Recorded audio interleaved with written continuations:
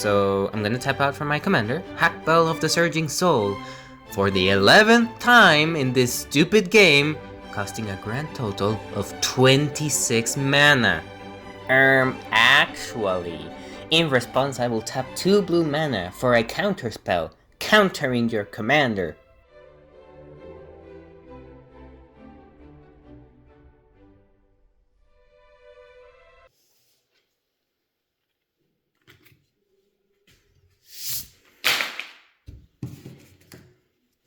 Ah yes, Magic the Gathering. To those who don't know what this amazing game is, it's a trading card game where you open packs, get random cards, and build decks to fight your friends with. You get to cast awesome spells and you murder each other with big, scary, or even cute creatures. Essentially, you as a player have a set amount of life, and you and your opponent, or opponents, spend turns trying to whittle that number down to 0. Whoever is last left standing wins. There are a lot of formats to play this game, the difference being the cards that you can play with. For example, the Pauper format has the restriction that you can only use common cards. Yes, the cards have rarities like Fortnite. The format that I particularly like to play is one called Commander, where you have a creature permanently available to you so you can build your deck around that creature. Additionally, you can only have one of each type of card, so you really have to get creative with what you build. If you want to get into Magic, by all means, get into it. It's really fun as fluff, but explaining how to play it on this video would take me 4 purgatory sentences, and my wrist would hurt really badly by the end of it. Instead, I'll link some videos down in the description to teach you the very basics of the game if you really want to learn how to play it. For now though, I do want to talk about how freaking awesome the avatar set is. Holy fluff! I can play as Eine and Katara and Sokka and Zuko and Osai, oh my god! I started playing Magic the Gathering at a very young age. My dad used to go to those old trading card cons and he eventually got a very large collection of cards. Then he slowly introduced the game to my brothers and I.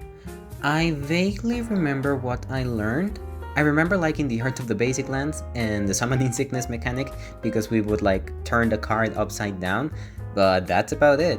We played for about a year more or less before never touching the game again for about 8 years. Then my friends in high school started playing Commander with some precons, more or less when Bloomburrow was coming out.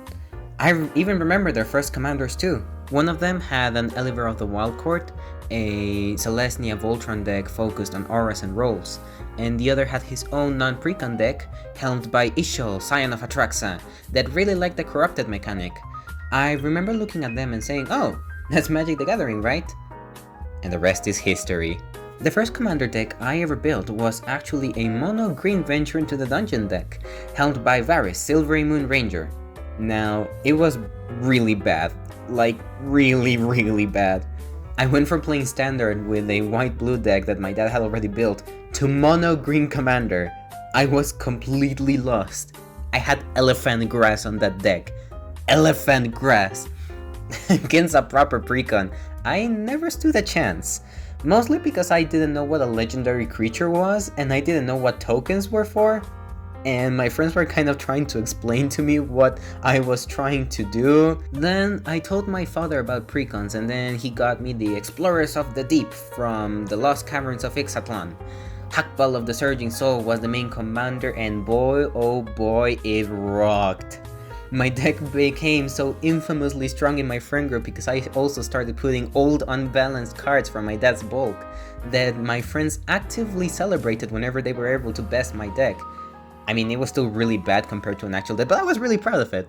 Slowly, we started expanding, more and more friends started to join us, and we all really enjoyed to play Magic. We eventually got to a point where we had so many decks that we started to struggle to carry them around the school.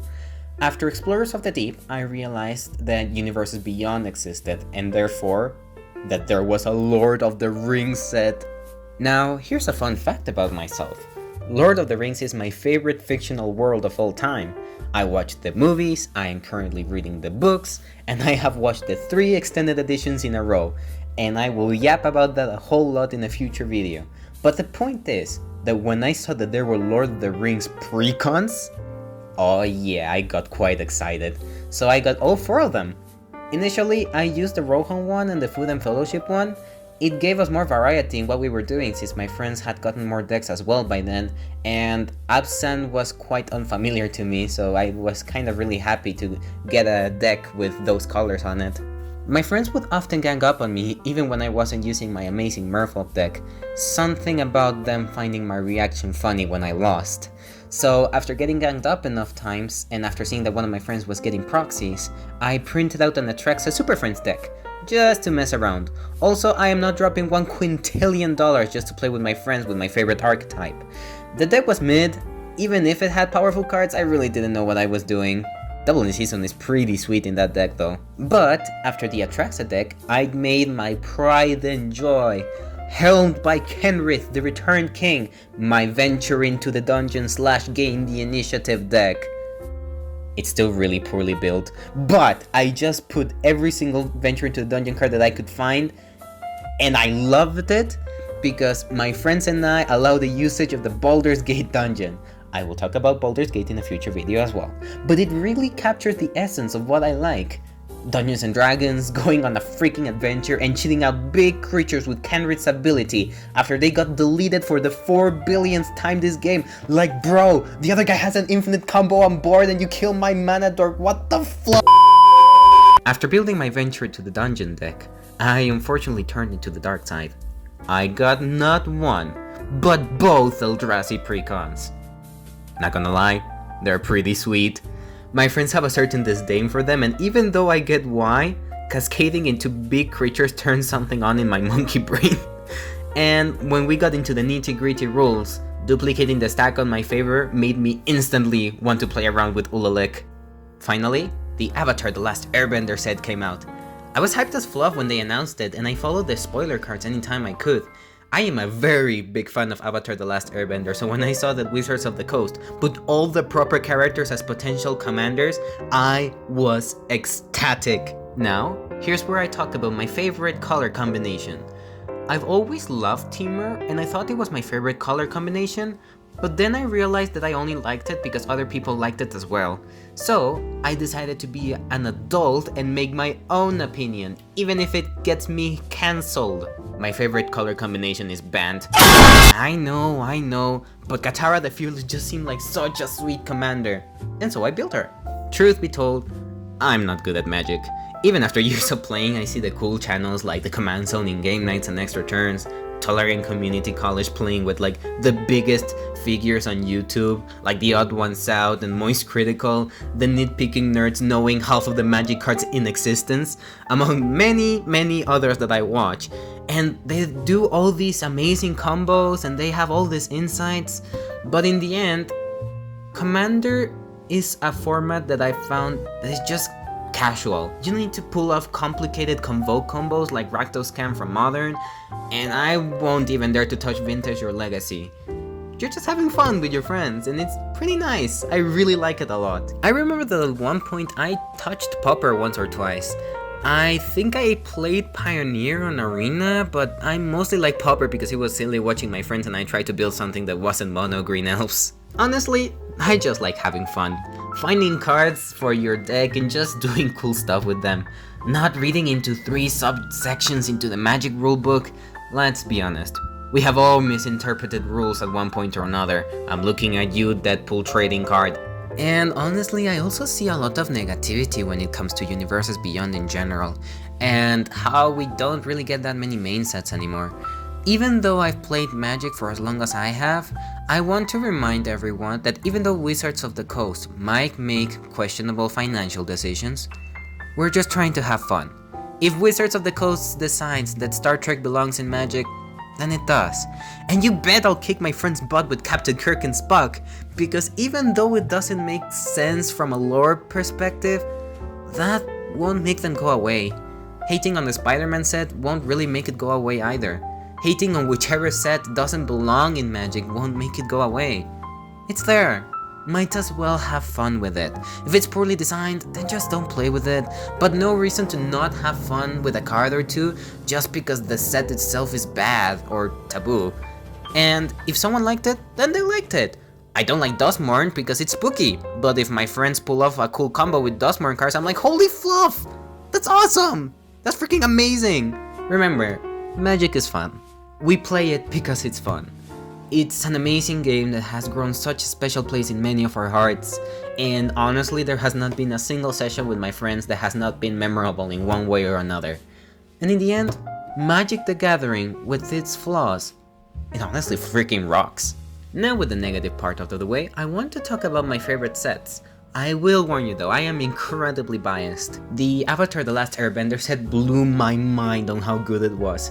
They managed to implement the bending mechanic almost to perfection. Waterbending is the only one that I don't exactly get, but it's still coherent with the whole go with the flow thing, and they nailed the philosophy on each element. Earthbending is about strength and substance, so obviously they persevere with the whole lands turn into creatures and if they die they go back to being lands thing.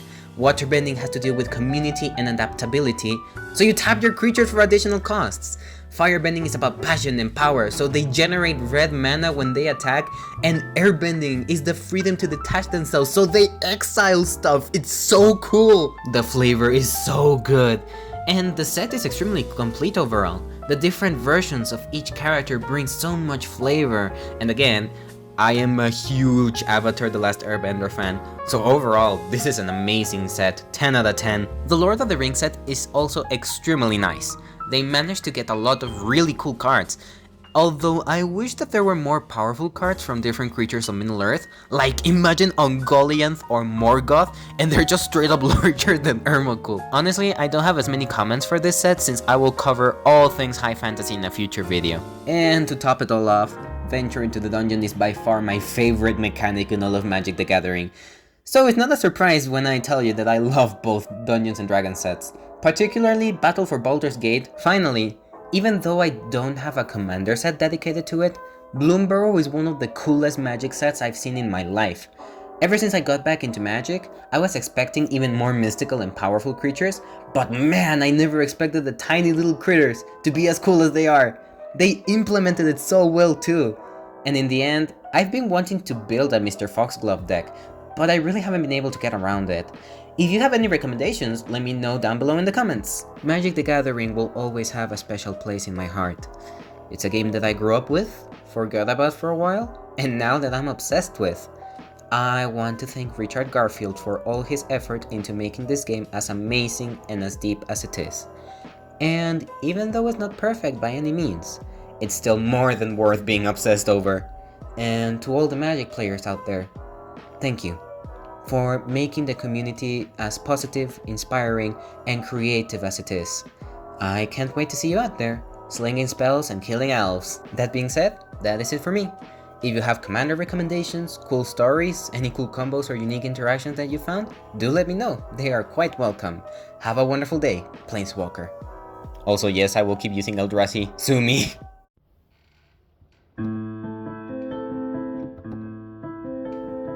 Hi everyone. I promise I won't yap for as long this time, but man, I am glad to not talk about the heavy topic today. I still have a lot of things to talk about, so if you're so inclined to lend me your time, that is always welcome and appreciated. After this video, I am going to run a poll to see what games you'd like me to play on this channel, for I am also a gamer, like yourself. Also, only animating and drawing videos will make my upload schedule look slower than Achilles actually wanting to start to fight in the last year of the Trojan War.